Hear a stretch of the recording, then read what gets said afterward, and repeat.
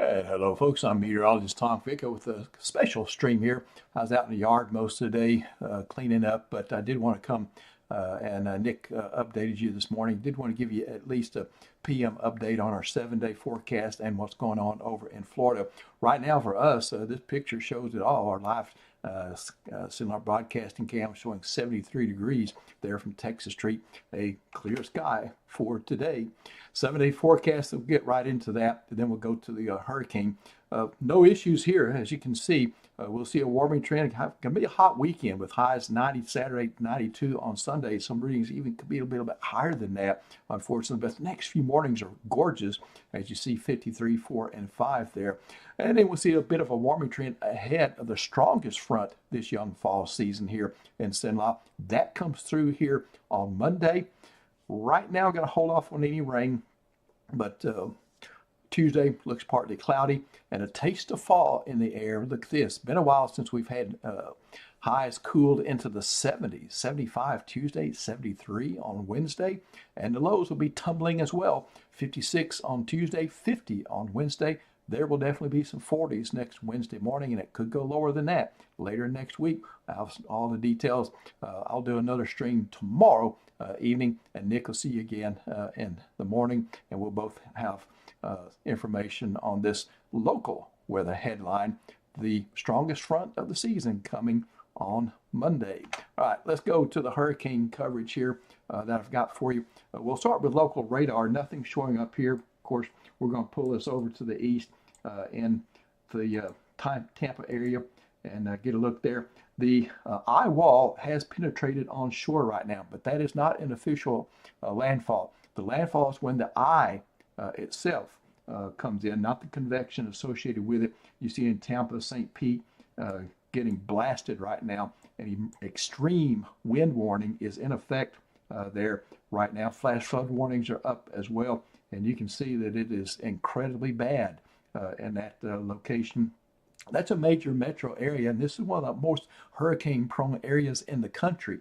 So the news coming out, aftermath of this in the next few days as we pick up the pieces over there, is not going to be good. You can see these rain bands also rotating in.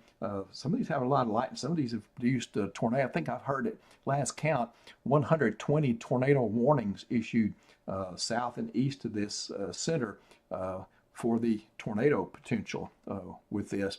So that's what's going on as the hurricane is making very close to making landfall, about 20 miles away from making landfall, I would say. All right, so the satellite imagery, the satellite presentation has degraded some, started doing so as it started getting sheared by the upper level trough. There's an upper level trough up here in the northern Gulf, and that trough would kind of go like this as far as the motion. So this is kind of picking up the hurricane and moving it, and it's providing shear overhead, which is causing it to kind of loosen up its structure and weaken. That's good news, but the same process, and this is also becoming a non-tropical system as it makes landfall and heads across the Florida Peninsula. That, of course, will cause a storm to grow, and the storm is now much larger than it was. And so it's kind of a trade-off. If you want to figure out total energy with something like this, you've got to figure in the size. And so at this strength, 120 miles per hour, Cat 3, and much larger than it was further back down in the Gulf when it was a Cat 5, and the satellite presentation was so beautiful. The total energy may even be more here than it was down in that part of the Gulf because of the size difference. So again, it is very close to making landfall now. Barometric pressure is up to 954, and if I had to pick one item that is correlated most to the impact of a hurricane, is probably that pressure reading. The lower that is, the stronger the impact, the stronger the hurricane is. And that went up considerably for today, which is good news. And again, we'll take any good news that we can get with this type of scenario as a Cat 3 major hurricane and one of the more hurricane-prone areas in the country. Of course, there will be higher gusts associated with that again, and it will move across the entire peninsula of Florida as a hurricane and exit the East Coast and become a tropical storm. So this stretch of countryside from uh, a little north of Tampa, St. Pete, down below Saratoga, we will see, of course, a big wind event going through the Orlando area. There'll be a lot massive power outages. Last time I checked, there were about 350,000 power outages, and I'm sure with what's going on in Tampa right now, the power's going out, legally split there, and all that will penetrate eastward with the hurricane wind field going in that direction. All right, let's check out some other things. Hurricanes bring several threats to society, dangers to society, where you can lose your property and lose your life. The first of those, most deadly, is the storm surge. And that storm surge is expected to be anywhere from less than 3 feet up to 12 plus feet. And you can see the outline there. The highest storm surge will occur near where the center tracks. And so that will be in the St. Petersburg, Tampa Bay area. Now, there was a 10 to 15 foot storm surge called for there. I think they brought it down to about 9 to 12 feet, which is still high. And this is occurring at high tide or near high tide, and that makes it worse. So at least a 9 to 12 foot wall of water coming through Tampa Bay right now is my guess. A little bit higher farther to the south. The highest surge will happen in this kind of geometry of a strike to the coast south of where the track line is, which would put it down toward in the Saratoga area and a little bit farther to the south. But certainly plenty of surge in Tampa Bay, St. Petersburg as well. The other thing is the heavy rainfall. This has become a deadly component of hurricanes in modern years, with the immense rainfall that can happen with these tropical type systems. And we have this deep moisture. We have the continuous forcing and lifting of the atmosphere of that moisture. And this is the band of heavy rainfall that is going to occur across Florida, similar to where the hurricane force winds are going to be occurring there. And so some of these totals are going to exceed 10 inches in a very fast amount of time. So rainfall potential will be 7 inches plus along this track. And again, that, of course, will result with and work with previous rains that's already happened to bring a significant flood threat to that particular area.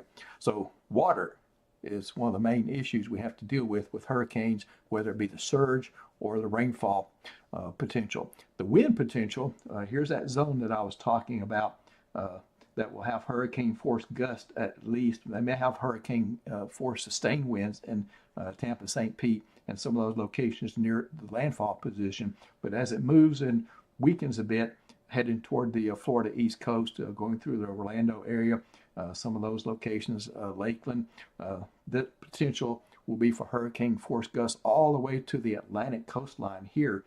So that's a big part of real estate, heavily populated there. So I can't imagine how many power outages there are going to be. So we'll say right now, it's going to be at least, it's going to be in the millions of power outages, and millions of power outages in Helene as well. The other thing, again, with at least 120 tornado warnings issued today, there is an enhanced risk of severe weather across portions of the Florida Peninsula, and almost the entire peninsula up north of Tampa, St. Pete will have tornado potential with this hurricane as it moves on through the area. You get those supercell storms. The storms rotate and produce tornadoes. Usually, hurricane tornadoes are not quite as strong as their mid-latitude counterparts that occur back off in these areas. However, they're a little bit more difficult to warn for. They're harder to see sometimes. They can form very quickly, and that kind of adds to the danger. But there have been some significant tornadoes already reported out of this deal. And likewise, the tornado potential continues off the east coast of Florida into tomorrow morning as that center makes its way off the coast. So it's kind of a thumbnail sketch of what's happening over there. It's not pretty, but there are some worse scenarios out there.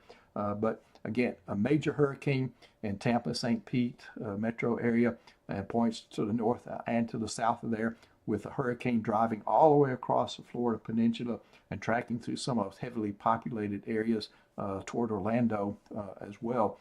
That certainly is going to be billions price tag for this one as well. Just a little bit too early, certainly, to speculate on that. But again, bottom line too is we need to keep those folks in our prayers. We're sitting here with beautiful weather. They're over there going to have a mess. All right, that's it.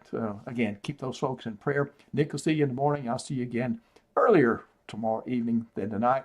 I won't have yard work to do tomorrow. All right, take care and hope you have a terrific Thursday.